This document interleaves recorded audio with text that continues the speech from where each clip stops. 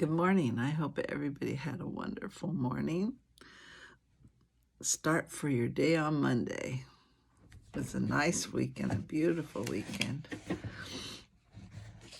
So today we're going to read from the book of Jubilees, chapter 29. And it came to pass when Rachel had borne Joseph that Laban went to shear his sheep, for they were distant from him a 3 days' journey. And Jacob saw that Laban was going to shear his sheep. And Jacob called Leah and Rachel and spoke kindly unto them that they should come with him to the land of Canaan. For he told them how he had seen everything in a dream, even all that he had spoken unto them, that he should return to his father's house. And they said, to every place whither you go, we will go with thee. And Jacob blessed the God of Isaac, his father, and the God of Abraham, and his father's father. And he arose and mounted his wives and his children, and took all the possessions, and crossed the river, and came to the land of Gilead. And Jacob hid his intentions from Laban, and told him not. And in the 7th year of the 4th week, Jacob turned his face toward Gilead in the 1st month, on the 21st thereof. That's the year 2135 a.m. And Laban pursued after him, and overtook Jacob in the mountains of Gilead in the 3rd month, on the 13th thereof. And the Lord did not suffer him to injure Jacob, for he appeared to him in a dream by night. And Laban spoke to Jacob. On the 15th of those days, Jacob made a feast for Laban and for all who came with him. And Jacob swore to Laban that day, and Laban also to Jacob, that neither should cross the mountains of Gilead to the other with evil purpose. And he made there a heap for a witness. Wherefore the name of that place is called the heap of witnesses. After this heap, but before they used to call the land Gilead, the land of Rephaim, for it was the land of the Rephaim, and the Rephaim were born there giants, whose height was 10, 9, 8, down to 7 cubits. And their habitation was from the land of the children of Ammon to Mount Hermon. And the seats of their kingdom were Karnaim, and Ashtaroth, and Edrei, and Mezur, and beyond. And the Lord destroyed them because of the evil of their deeds, for they were very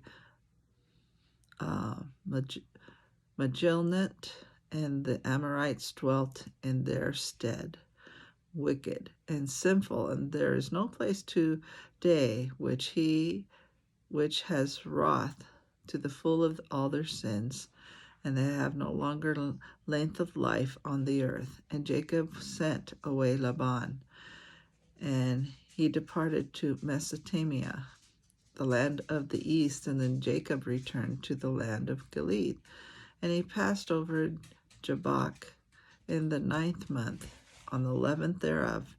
And on that day Esau his brother came to him, and he was reconciled to him, and departed from him unto the land of Seir. But Jacob dwelt in tents. And in the 1st year of the 5th week of this Jubilee, the year 2136 a.m., he crossed the Jordan, and dwelt beyond the Jordan, and he pastured his sheep from the sea of Heap unto Bashan, and unto Dothan, and unto the forest of Akrabbim. And he sent to his father Isaac of all his substance, clothes and food and meat and drink and milk and butter and cheese and some dates of the valley, and to his mother Rebekah also 4 times a year. between the times of the month, between plowing and reaping, and between autumn and the rain season, and between winter and spring, to the tower of Abraham. For Isaac had returned from the well of the oath and gone up to the tower of his father Abraham, and he dwelt there apart from his son Esau.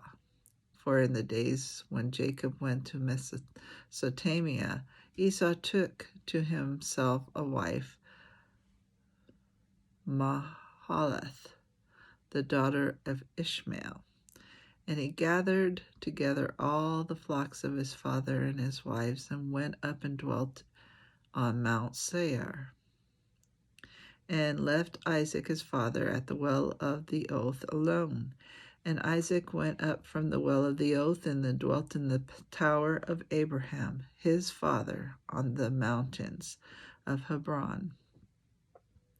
And thither Jacob sent all that he did send to his father and his mother from time to time, all they needed, and they blessed Jacob with all their heart and with all their soul.